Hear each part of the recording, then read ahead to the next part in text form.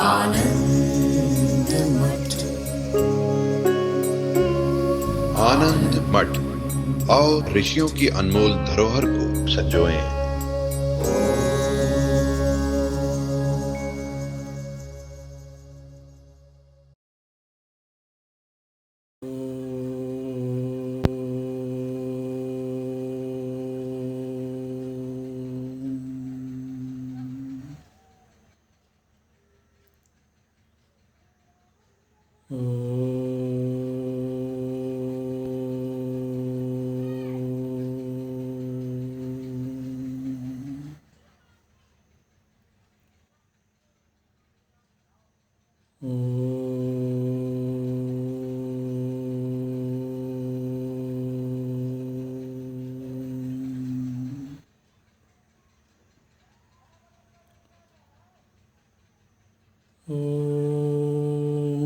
भद्रं कर्णेभिः शृणुयाम देवाः, भद्रं पश्येमाक्षभिर्यजत्राः, स्थिरैरङ्गैस्तुष्टुवागुंसस्तनूभिः व्यशेम देवहितं यदायुः। स्वस्ति न इन्द्रो वृद्धस्रवाः, स्वस्ति नः पूषा विश्ववेदाः, स्वस्ति नस्तार्क्ष्यो अरिष्टनेमिः, स्वस्ति नो बृहस्पतिर्दधातु। ॐ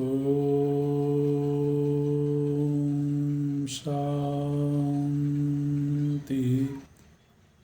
शान्ति शान्तिः।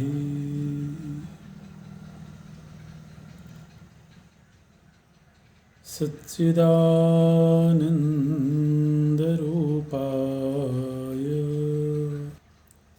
विश्वोत्पत्त्यादिहेतवे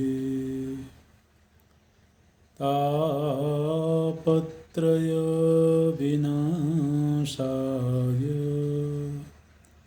श्रीकृष्णाय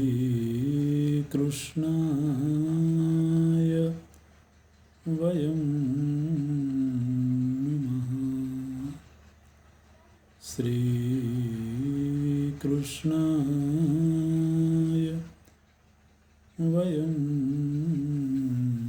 नमः। नारायणं नमस्कृत्य नरं चैव नरोत्तमं, देवीं सरस्वतीं व्यासं ततो जयमुदीरयेत्। ततो जयमुदीरयेत्।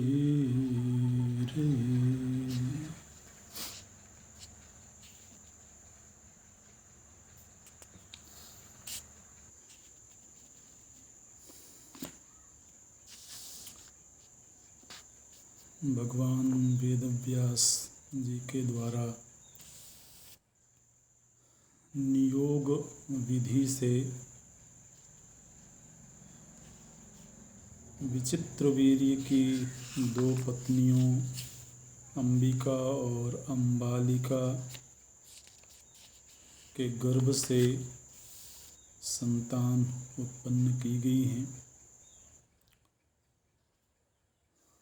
अंबिका के गर्भ से जो संतान हुई है उनका नाम धृतराष्ट्र है। गर्भधारण काल में माता ने भयभीत होकर के नेत्र बंद कर लिए थे, इसलिए धृतराष्ट्र जन्मांध पैदा हुए हैं। और जो अंबालिका हैं वो भयभीत हो गई थी, पांडुवर्ण हो गया था उनके शरीर का, इसलिए उनकी जो संतान हुई है वो भी पांडुवर्ण है। और एक दासी के गर्भ से भी संतान की उत्पत्ति हुई है।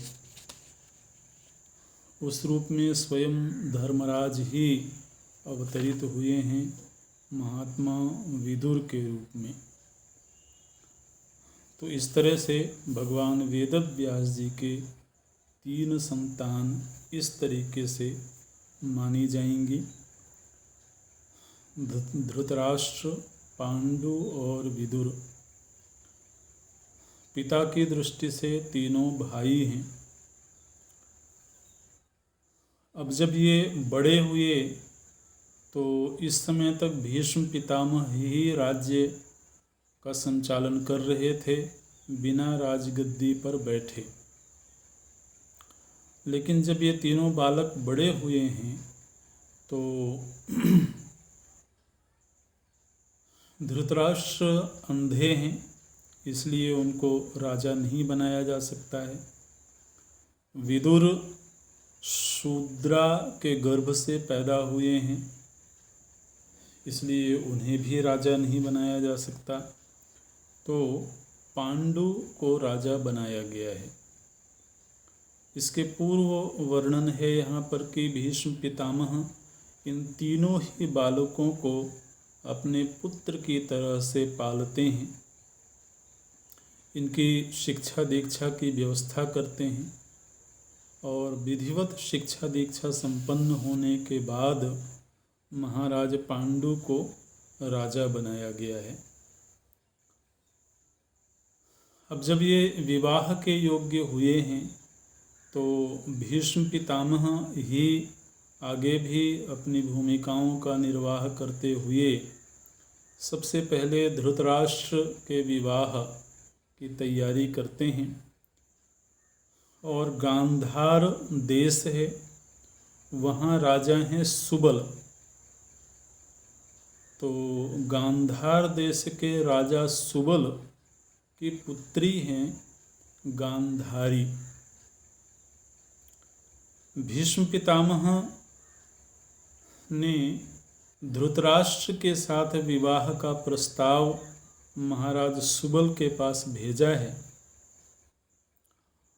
और कुछ भी छिपाया नहीं गया है। ये बता दिया गया है कि धृतराष्ट्र जन्म से ही अंधे हैं, लेकिन चूंकि ये कुल बहुत बड़ा है इसलिए कुलीनता की दृष्टि से महाराज सुबल ने इस विवाह प्रस्ताव को स्वीकार कर लिया और गांधारी का विवाह धृतराष्ट्र के साथ सुनिश्चित किया गया। जब गांधारी को ये खबर मिली कि कुरुवंश के धृतराष्ट्र के साथ में उनका विवाह होने जा रहा है, लेकिन वो जन्म से ही अंधे हैं, तो इस खबर को सुनकर के गांधारी ने विवाह से पूर्व ही बोलते हैं, ततः सा पट्टमादाय कृत्वा बहुगुणं तदा बबंध नेत्रे स्वे राजन पतिव्रत परायणा।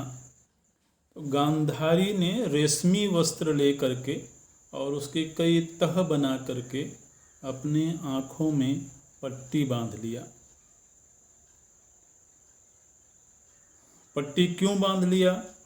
तो बोलते हैं कि उनके मन में आया कि मैं अपने पति के किसी भी प्रकार के दोष का दर्शन नहीं करूंगी। ऐसा वर्णन है कि नाभ्यसूयाम पतिमहम इति एवं कृत निश्चया। तो गांधारी ने ये निश्चय किया कि न अभ्यसूयाम, मैं अपने पति की कोई असूया का, उनके किसी भी दोष का दर्शन नहीं करूंगी। इस संकल्प के तहत उन्होंने अपनी आँखों में पट्टी बांध ली है और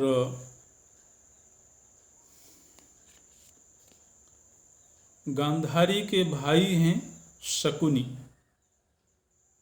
शकुनी ने बड़े उत्साह के साथ में, यहाँ ऐसा वर्णन है कि बड़े उत्साह के साथ में शकुनी ने अपनी बहिन का विवाह धृतराष्ट्र के साथ में संपन्न किया है।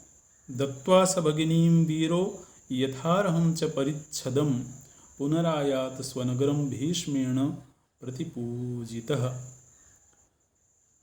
तो बहुत सारी दहेज दे करके और शकुनी ने अपनी बहिन का विधिवत विवाह संपन्न किया है धृतराष्ट्र के साथ में। अच्छा, फिर जो महाराज पांडु हैं उनके विवाह का प्रसंग उपस्थित हुआ। तो यदुवंश में एक सज्जन हैं, उनका नाम है सूरसेन। सूरसेन ये वसुदेव जी के पिता हैं। वसुदेव भगवान कृष्ण जिनके घर अवतरित हुए, तो वसुदेव जी के पिता हैं सूरसेन। और सूरसेन को सबसे पहले एक कन्या हुई, लेकिन प्रसंग ये है कि सूरसेन के एक फुफेरे भाई थे, उनका नाम था कुंती भोज। कुंती भोज के कोई संतान नहीं थी। तो सूरसेन ने उनको ये वचन दिया था, अपने फुफेरे भाई कुंती भोज को ये वचन दिया था उन्होंने कि मेरी जो पहली संतान होगी वो मैं तुम्हें सौंप दूंगा।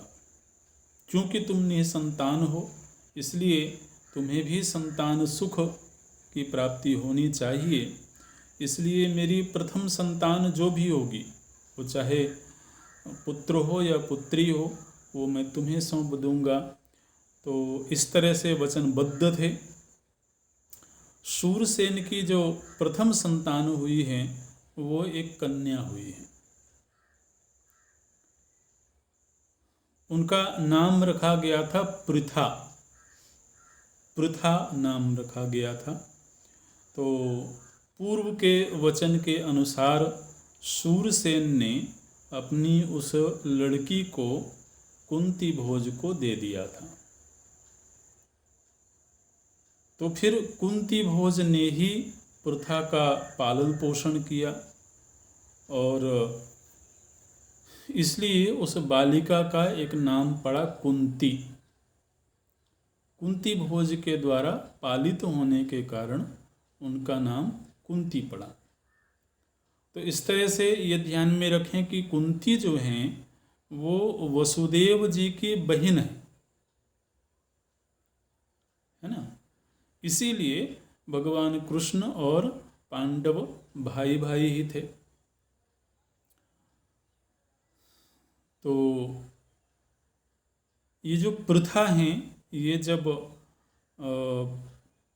बालिका ही थी, तो इनके जो पिता थे, मतलब जो पालन करता जो पिता थे कुंती भोज, वो बड़े धर्मात्मा थे और बड़े संत सेवी थे, ब्राह्मण सेवी थे।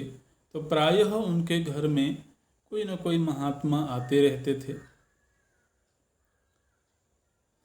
तो इसी तरह का एक प्रसंग है। एक बार महर्षि दुर्वासा कुंती भोज के घर में ठहरे हुए थे। इस कन्या को, इस बालिका को उनकी सेवा में नियुक्त किया गया था। तो ये जो प्रथा है, ये बड़े श्रद्धा भाव के साथ में संतों के प्रति इनके मन में भी बाल्यकाल से ही श्रद्धा वृत्ति थी। तो बड़ी श्रद्धा और सेवा वृत्ति के साथ वो दुर्वासा ऋषि की सेवा करती रहीं और दुर्वासा ऋषि कई दिनों तक उनके घर में ठहरे। ऐसे नहीं कि अतिथि की तरह से आए और चले गए, कई दिनों तक दुर्वासा जी वहाँ ठहरे हैं और कुंती ने बड़े मनोयोग से उनकी सेवा करी है। तो कुंती के सेवा भाव, उनकी श्रद्धा, उनकी लगन को देख करके दुर्वासा ऋषि बड़े प्रसन्न हुए।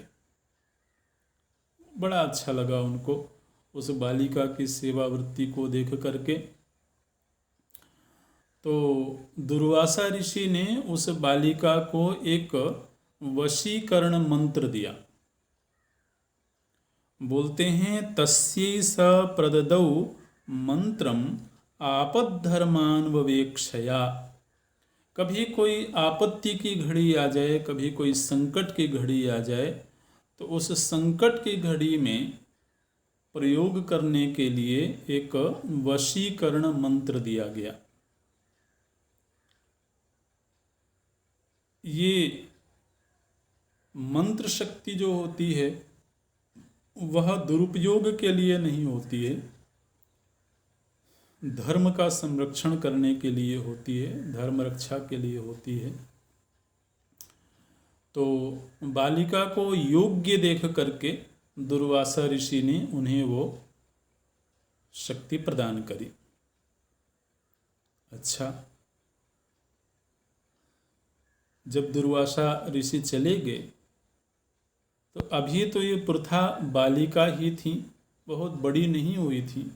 तो उनके मन में कौतूहल हुआ, उस मंत्र का प्रयोग करने का कौतूहल हुआ कि जरा मैं एक बार प्रयोग करके देखूं इस मंत्र में क्या शक्ति है। वशीकरण मंत्र था। दुर्वासा ऋषि ने ये कहा था कि इस मंत्र का प्रयोग करके और बड़ी श्रद्धा के साथ तुम जिस किसी देवता का स्मरण करोगी वो देवता तुम्हारे सन्मुख उपस्थित हो जाएंगे।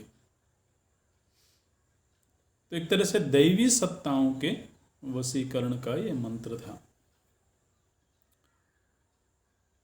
कौतूहलवश कुंती ने उस मंत्र का प्रयोग किया सूर्य देव के प्रति। और जब सूर्य देव के प्रति उन्होंने प्रयोग किया तो जैसे ही वो मंत्रोच्चार पूरा हुआ, सूर्य देव मानव रूप धारण करके उनके पास उपस्थित हो गए।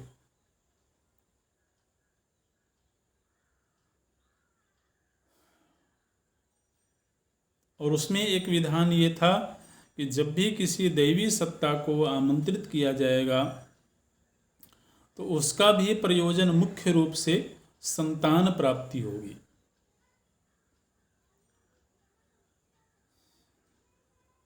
तो अब सूर्य देव उपस्थित हुए। अभी प्रथा तो कन्या ही हैं, उनका तो अभी विवाह भी नहीं हुआ है, लेकिन सूर्य देव ने कहा कि मैं आया हूँ तो मेरा आगमन निष्फल तो नहीं होगा।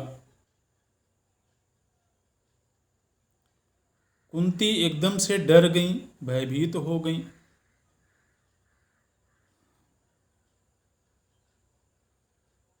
और डर करके बोलती हैं कि कश्चिन में ब्राह्मणः प्रादात वरम विद्यां च शत्रुहन् तद विजिज्ञासयाह्वानं कृतवत्यस्मि ते विभो।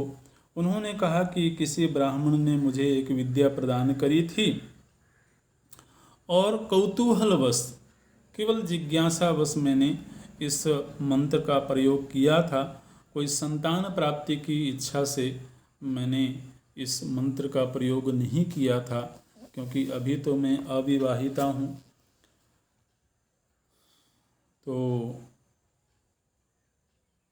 सूर्यदेव ने कहा कि चाहे भले तुम जिस स्थिति में भी हो, लेकिन मेरा आगमन तो निष्फल नहीं होगा। अमोघम दर्शनम मह्यम आहूतश्चास्मि ते शुभे। तो मेरा जो दर्शन है वो अमोघ है, वो निष्फल नहीं होगा, इसलिए तुम्हें संतान तो प्राप्त करना ही होगा। और इस तरह से सूर्यदेव ने पृथा के साथ संयोग किया। और उसके पहले ही सूर्यदेव ने ये कह दिया था कि मेरे माध्यम से तुम्हें जिस संतान की प्राप्ति होगी वो बड़ा तेजस्वी होगा, और जन्म काल से ही वह ऐसे कवच धारण करके पैदा होगा जिसकी काट किसी भी शत्रु के पास नहीं होगी।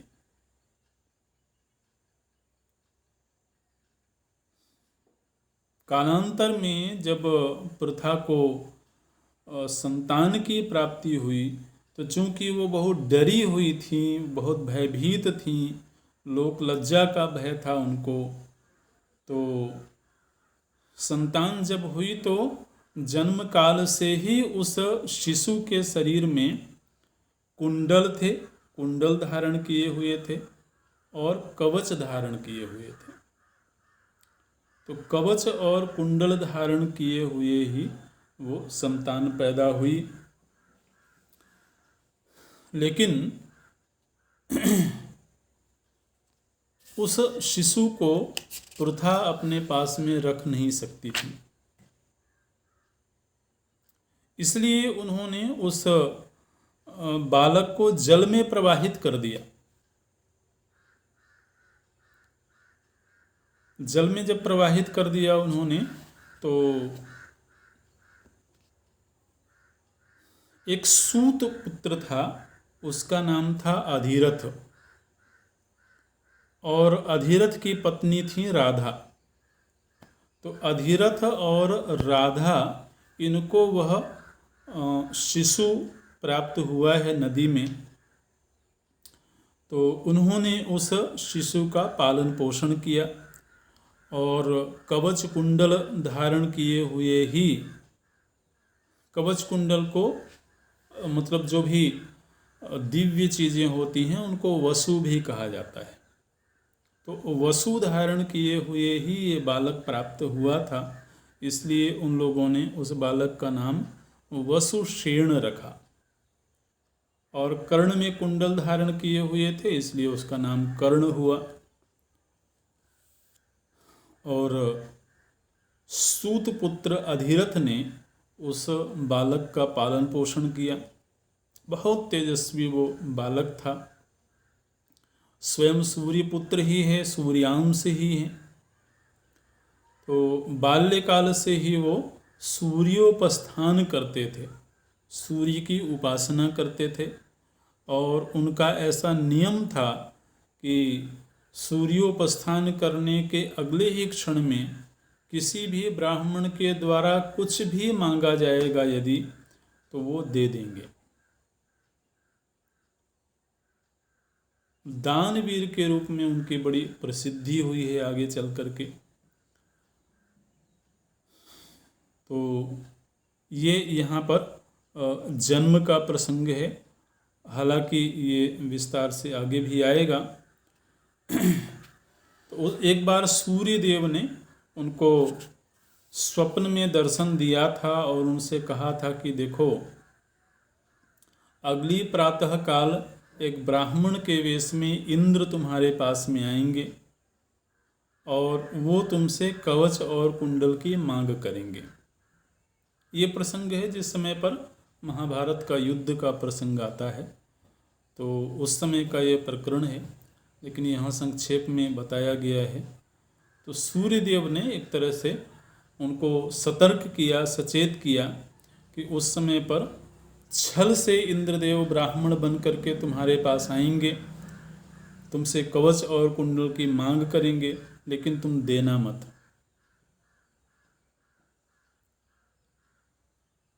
कर्ण ने कहा कि आपकी आज्ञा सिरोधारी है, लेकिन मेरा संकल्प अपनी जगह पर अटल है। उस वेला में किसी भी ब्राह्मण के द्वारा, चाहे कोई छद्म रूप में ही ब्राह्मण बना हो, लेकिन ब्राह्मण के द्वारा जो कुछ भी मांगा जाएगा उसको देने से मैं पीछे नहीं हटूंगा। तो इस तरह से आगे फिर वो घटना घटी ही थी। सूर्यदेव ने कहा था कि अच्छा, अगर तुमको कवच कुंडल दे ही देना है दान में, तो तुम बदले में इंद्र देवता से भी कोई ऐसा अस्त्र मांग लेना जिसकी कोई काट ना हो। इस तरह से तो ये प्रसंग यहाँ पर था। बाद में जब कुंती का स्वयंवर आयोजित हुआ तो उस स्वयंवर में महाराज पांडु का उन्होंने वर्ण किया था। तो इस तरह से महाराज पांडु के साथ में कुंती का विवाह हुआ। लेकिन विवाह पूर्व हुए इस संतान के विषय में किसी को भी जानकारी नहीं थी।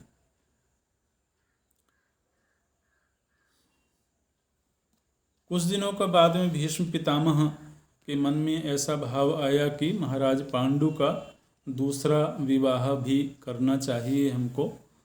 तो बाहलीक देश है और वहाँ के राजा हैं शल्य। शल्य की एक बहन है, उनका नाम है माद्री।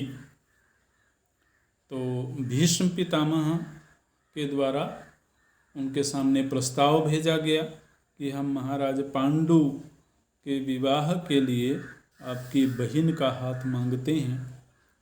तो बाहलीक देश के जो राजा शल्य हैं, उन्होंने अपनी बहन माद्री का विवाह महाराज पांडु के साथ में किया। हालांकि जो शल्य हैं, उन्होंने भीष्म के सामने ये बात रखी कि हमारे कुल में प्राचीन काल से ही ये परंपरा चली आ रही है कि जब भी हमारे घर की किसी बालिका का किसी राजा के साथ में विवाह किया जाता है तो उस राजा से कुछ शुल्क लिया जाता है। ऐसी कुलों की अपनी अपनी परंपराएं होती हैं। तो हमारे कुल की ऐसी परंपरा है, पूर्वैः प्रवर्तितं किंचित कुलेस्मिन् नृपसत्तमैः साधु साधु वा यदि वा साधु तन्नातिक्रांतमुत्सहे। तो चाहे भले वह उचित हो या अनुचित हो, लेकिन मैं उसका उल्लंघन नहीं करूँगा। यदि आप महाराज पांडु के साथ में मेरी बहन का विवाह चाहते हैं तो आप मुझे कुछ धन दीजिए। तो भीष्म के द्वारा उनको बहुत सारा वस्त्राभूषण आदि धन के रूप में दिए गए हैं। और फिर माद्री का विवाह भी महाराज पांडु के साथ में हुआ है। यहाँ पर महाराज पांडु के पराक्रम का, उनके दिग्विजय का बहुत विस्तार से वर्णन है कि किस तरह से दिग्दिगंत में उन्होंने अपनी ध्वजा फहराई थी। अनेक देशों के राजाओं के साथ में उन्होंने युद्ध किया और अपने छत्र के अधीन किया। महाराज पांडु बहुत बड़े धनुर्धर थे। धनुर्विद्या में महाराज पांडु सिद्धहस्त थे, जबकि जो महाराज धृतराष्ट्र बाद में महाराजा बने हैं पांडु की मृत्यु के बाद, धृतराष्ट्र जो थे वो बाहुबल में बहुत सिद्धहस्त थे। तो इस तरह से ये विवाह का प्रसंग था। बाद में भीष्म के द्वारा ही विदुर जी का भी विवाह किया गया है। और विदुर जी का विवाह भी ऐसी कन्या से किया गया है। देखिए, विदुर जी जो थे उनकी माता तो थी शूद्र कुल की, लेकिन पिता थे ब्राह्मण वेदव्यास जी। तो इसी तरह से एक ऐसी कन्या को खोजा गया जिसकी माता शूद्र योनि में थी और पिता ब्राह्मण थे। तो ऐसी युवती के साथ में विदुर जी का विवाह भी संपन्न हुआ है। अच्छा, विवाह के बाद उनके संतानों के जन्म का प्रसंग है।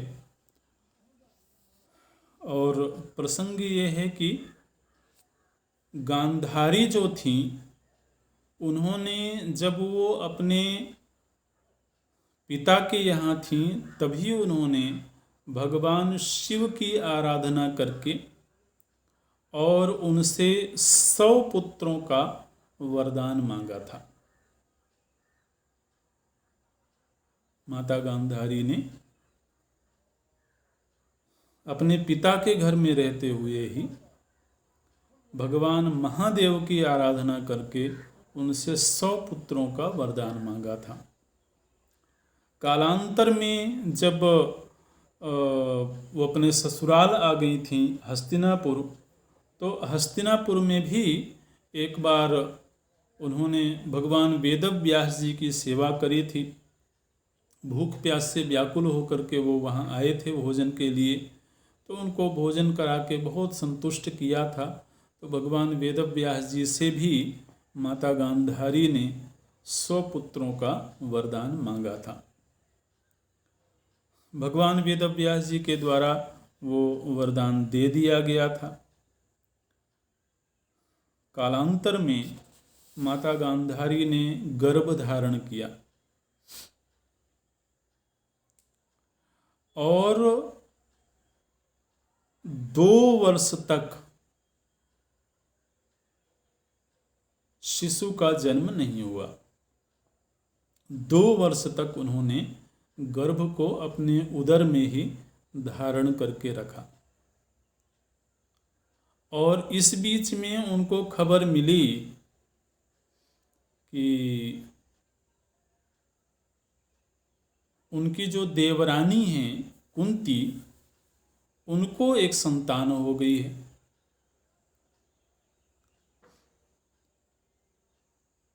तो वो थे युधिष्ठिर। तो गांधारी को ये खबर सुन करके बड़ा कष्ट हुआ, बड़ा दुख हुआ। तो दुख इसलिए हुआ कि हम बड़े हैं तो हमारी संतान ही बड़ी होनी चाहिए, पहले हमारी संतान होवे तब उनकी संतान हो।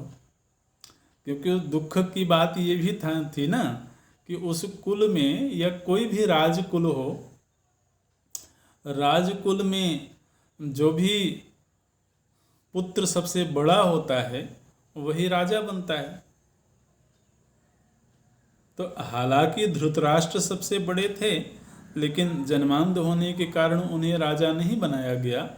तो गांधारी को ये उम्मीद थी, ये इच्छा थी कि अगर उनकी संतान बड़ी होती है तो धृतराष्ट्र की जगह पर उनको राजा बनाया जाएगा। लेकिन ऐसा नहीं हो सका।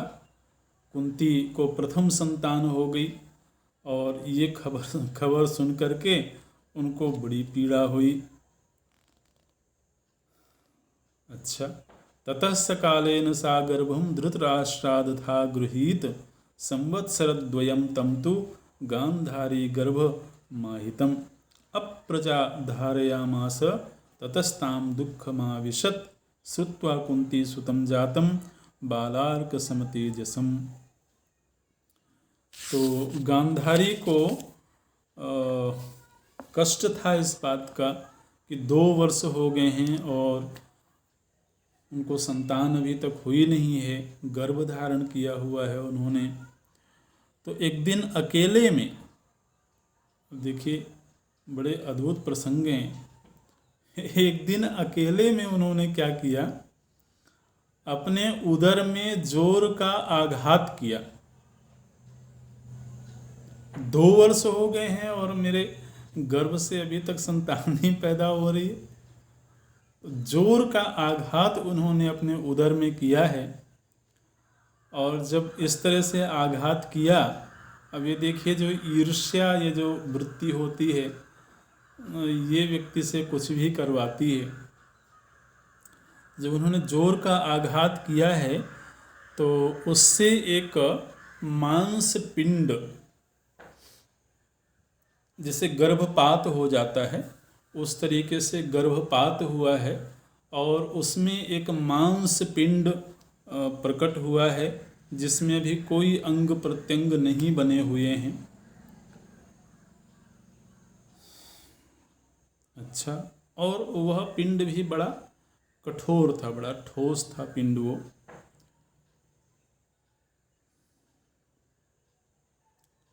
गांधारी को पुनः पीड़ा हुई कि एक तो कुंती को पहले संतान प्राप्ति हो गई और जबरदस्ती करके मैंने गर्भ को बाहर किया भी, तो इसमें कोई विकास ही नहीं है। तो उनके मन में आया कि इस पिंड का क्या करना है, इसको फेंक दिया जाए। इधर गांधारी के द्वारा ऐसा कुछ किया गया है, ये खबर वेदव्यास जी को लग गई।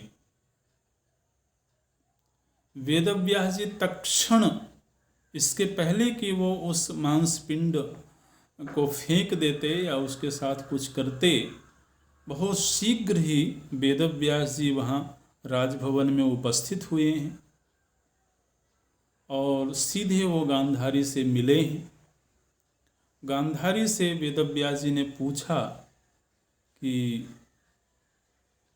तुम इस मांस पिंड का क्या करना चाहती हो। गांधारी ने बड़े उलाहना भरे शब्दों में ये बात कही है। ज्येष्ठम कुंती सुतम जातम श्रुत्वा रवि समप्रभम दुखेन परमेणेदम उदरम घातितम मया शतम च किल पुत्राणाम वितीर्णम मे त्वया पुरा इयं च मे मांसपेशी जाता पुत्र शताय वै। गांधारी ने थोड़ा सा कठोर वाणी में और थोड़ा उलाहना करते हुए से भगवान वेदव्यास जी से कहा कि एक तरफ तो मैंने सुना है कि कुंती के बड़ा तेजस्वी पुत्र पैदा हुआ है और दूसरी तरफ आपने मुझे 100 पुत्रों का वरदान दिया था, लेकिन आप देखिए ये मांसपिंड पैदा हुआ है।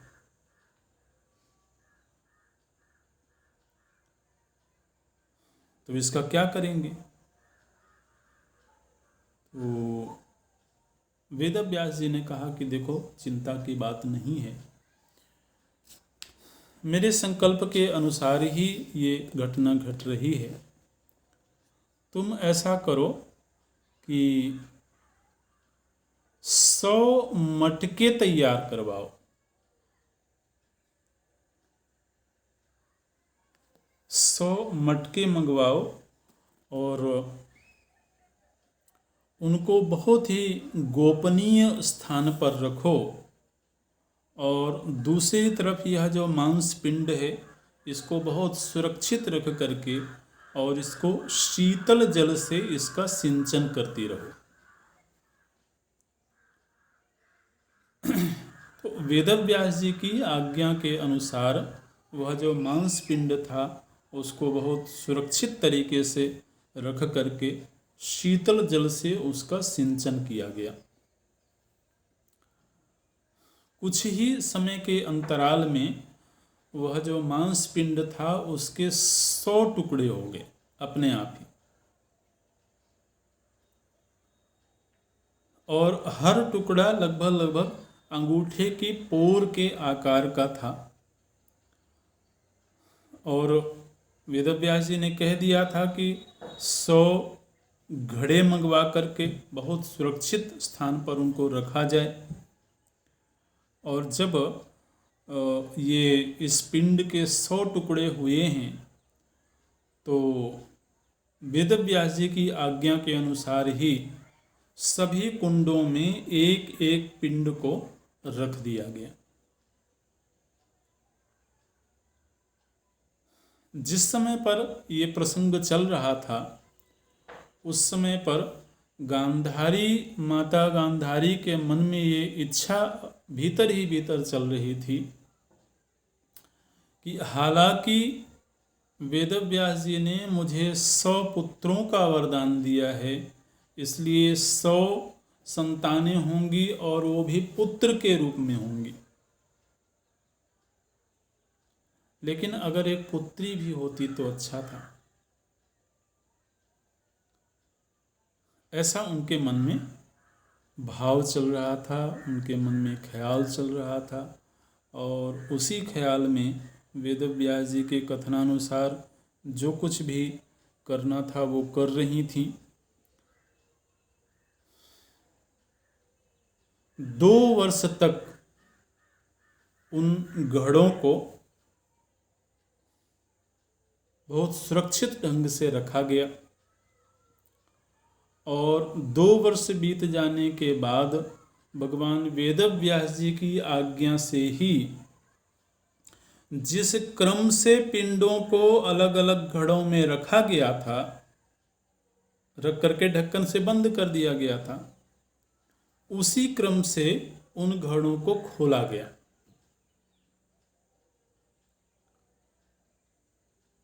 तो जिस क्रम से खोला गया उसी क्रम से प्रत्येक घड़े से एक एक शिशु प्रकट हुआ, एक एक बालक उस घड़े से पैदा हुआ। तो प्रथम जो घड़ा था उसमें से जो बालक पैदा हुआ वो दुर्योधन था। तो केवल घड़ों को खोलने के क्रम से बालकों के प्रकट होने के कारण उनके छोटे बड़े का निर्धारण हुआ। ऐसे लेकिन वास्तव में वहाँ पर 100 नहीं 101 घड़े थे और वो जो मांस पिंड था उसके 100 नहीं बल्कि 101 खंड हुए थे। ये रहस्य बाद में पता लगा क्योंकि माता गांधारी के मन में एक पुत्री के प्राप्ति की इच्छा थी और वेदव्यास जी को ये खबर लग गई थी, उनको ये पता लग गया था कि गांधारी एक पुत्री चाहती हैं।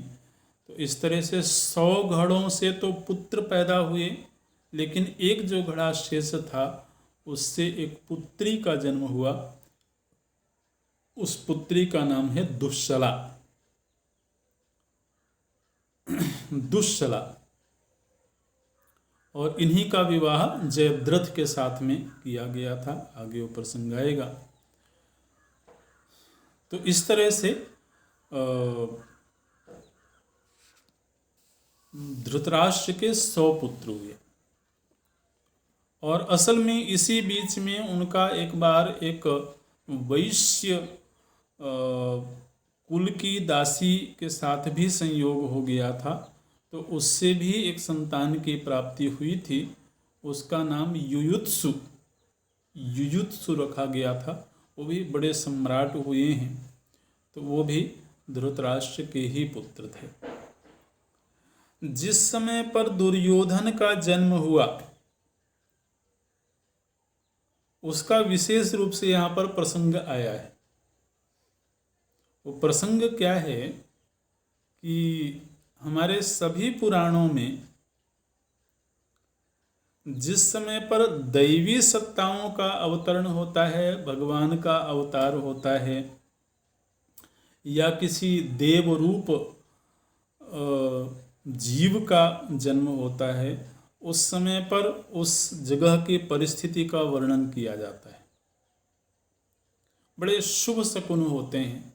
जिस समय भगवान के अवतार का प्रसंग होता है उस समय पर पूरी प्रकृति आनंद विभोर हो जाती है, प्रकृति के कण कण में आनंद छा जाता है। इसी तरह से जब किसी आसुरी शक्ति का जन्म होता है तो उस समय पर परिस्थिति बड़ी भयावह हो जाती है। तो इसी तरह से जिस समय पर ये दुर्योधन का जन्म हुआ है उस समय का वर्णन करते हैं कि बड़ी जोर की आंधी चलने लगी थी और सियार चिल्लाने लगे हैं, गधे रेंकने लगे हैं और जितने भी भय देने वाली ध्वनियाँ हैं वो प्रकट होने लगी थीं। तो बड़े अमंगल सूचक उस समय पर घटनाएं घटी हैं। ब्राह्मणों ने विचार किया और स्वयं महात्मा विदुर ने विचार किया कि ये जो बालक हुआ है ये बालक अनिष्टकारी है। ब्राह्मणों के साथ में स्वयं महात्मा विदुर धृतराष्ट्र के पास में गए और धृतराष्ट्र से जाकर के उन्होंने ये प्रस्ताव रखा है कि एकेन कुरु वै क्षेमं कुलस्य जगतस्तथा त्यजेदेकं कुलस्यार्थे ग्रामस्यार्थे कुलं त्यजेत ग्रामं जनपदस्यार्थे आत्मार्थे पृथ्वीं त्यजेत। तो उन लोगों ने धृतराष्ट्र के सामने ये प्रस्ताव रखा कि ये जो आपको प्रथम संतान की प्राप्ति हुई है यह बड़ी दुष्ट संतान होगी और यह आपके कुल को नष्ट करने वाली संतान होगी। इसलिए हम आपसे निवेदन करते हैं कि आप इस संतान को जन्म काल में ही मार दीजिए।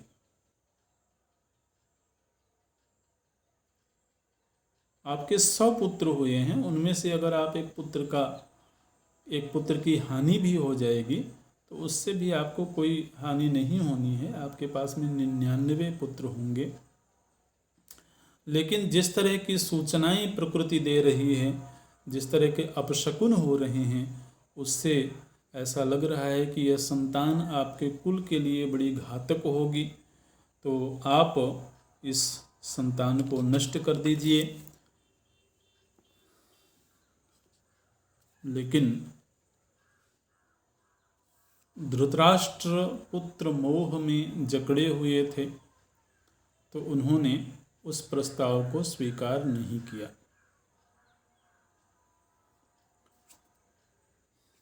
तो 100 संतानें उनकी हुई हैं।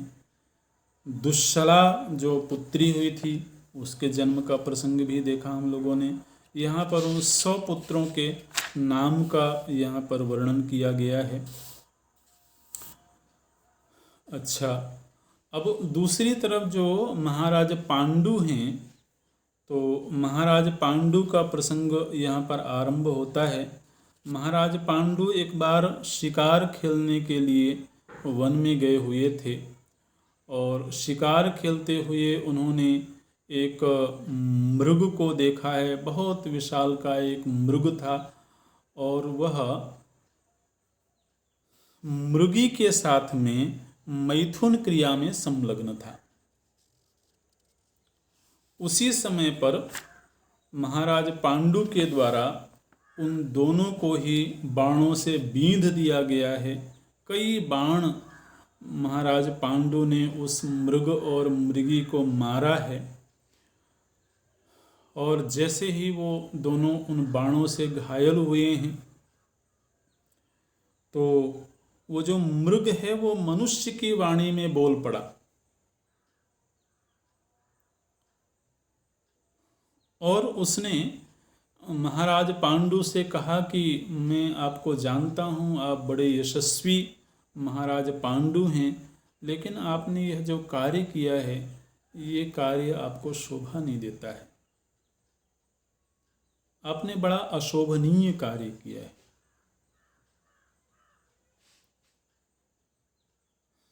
तो महाराज पांडु ने कहा कि मैंने कोई अशोभनीय कार्य नहीं किया है, क्योंकि क्षत्रियों का धर्म ही होता है शिकार करना। राजाओं का राज परंपरा में ही ये प्राचीन काल से ही चला आ रहा है कि मृगों का शिकार किया जाता है। तो इसलिए मैंने कोई अधर्म कार्य नहीं किया। तो यहाँ पर उस मृग और महाराज पांडु के बीच में एक संवाद हुआ है और संवाद का अंत कहाँ हुआ कि उस मृग ने कहा कि देखो, मैं इस बात को स्वीकार करता हूँ कि मृगया करना, शिकार करना आपके कुल का धर्म है, इसलिए आपने मृग को मारा है, इसमें कोई अनौचित्य नहीं है, लेकिन आपने मैथुन काल में मारा है। हमारे शास्त्रों में पुरुषार्थ चतुष्टय का वर्णन किया गया है, उसमें एक काम पुरुषार्थ भी माना गया है। तो उस समय पर मैं काम पुरुषार्थ में संलग्न था, और ऐसी दशा में कम से कम आपको हमारा वध नहीं करना चाहिए था, आप प्रतीक्षा कर लेते। लेकिन बड़े असमय में इस तरह से बाण मारे हैं, तो ये आपने बड़ी निर्दयता का कार्य किया है। आपके हृदय में किंचित भी दया का भाव नहीं था, तो आपने यह एक तरह से अपराध किया है। और फिर उस मृग ने अपनी पहचान बता दिया। उन्होंने कहा कि मैं एक ऋषि हूँ, किंदम किंदम नाम के ऋषि थे, और उन्होंने कहा कि मैं वन में रह करके और तपश्चर्या का जीवन जीता हूँ। लेकिन एक बार मेरे चित्त में कामवृत्ति का जागरण हुआ, और मैं मनुष्य शरीर में रहते हुए यह कार्य करना नहीं चाहता था। मुझे लज्जा की अनुभूति हो रही थी, इसलिए मैंने मृग वेश धारण करके, और उनकी धर्मपत्नी भी थी, तो उनको भी मृगी के रूप में वेश धारण करके, और मैं इस कामवृत्ति को पूर्ण कर रहा था। तो ऐसी दशा में आपने हमारा संहार किया है। तो इस अपराध, इस निर्दयतापूर्ण किए हुए कार्य का आपको दंड मिलेगा। तो मैं आपको यह शाप देता हूँ कि जिस दशा में आपने मुझे कष्ट दिया है, आप भी जब अपने जीवन में कभी भी ऐसी दशा में होंगे, तो उसी क्षण आपको मृत्यु रूप दुख की प्राप्ति होगी। इस तरह से वो जो किंदम ऋषि थे, उन्होंने शाप दिया, और वो घायल हो चुके थे बाणों के मारने से, इसलिए कुछ ही क्षण बाद उनके प्राणांत हो गए। और महाराज पांडु को जब ये शाप मिला है, ध्यान रखें अभी तक महाराज पांडु को कोई संतान प्राप्ति नहीं हुई थी, है ना, ये उसके पहले का प्रसंग है। तो जब माता गांधारी के संतानों का प्रसंग चल रहा था, तो वो आगे का प्रसंग जोड़ दिया गया था महाराज पांडु के पुत्रों के जन्म काल में। असल में महाराज पांडु वन में रहने लगे थे, और वहीं पर वो प्रसंग आगे आने ही वाला है कि किस तरह से जब उनको ये शाप मिल गया, तो फिर उन्होंने अपनी पत्नियों से कहा कि, मुख्य रूप से कुंती से, क्योंकि उनको मालूम था कि उनको वशीकरण की शक्ति प्राप्त है, तो उन्होंने कहा कि आप संतानों को प्राप्त करो देवताओं के निमित्त से। तो लेकिन उसके पूर्व जब किंदम ऋषि के द्वारा उनको शाप मिला इस तरह से, तो महाराज पांडु के मन में बड़ा वैराग्य आया। उन्होंने सोचा कि अब अगर स्त्री संसर्ग ही नहीं होगा तो संतान भी नहीं होगी, संतान नहीं होगी तो गृहस्थाश्रम का कोई औचित्य नहीं है। तो उनके मन में प्रबल वैराग्य आया है, और बहुत विरक्त भाव से उन्होंने अपने मंत्रियों और पत्नियों को संबोधित किया है कि अब मैं गृह त्याग करके वन में जा कर के तपश्चर्या का जीवन जीऊँगा। तो ये प्रसंग है, अगली कक्षा में देखेंगे। अभी यहीं पूरा करते हैं।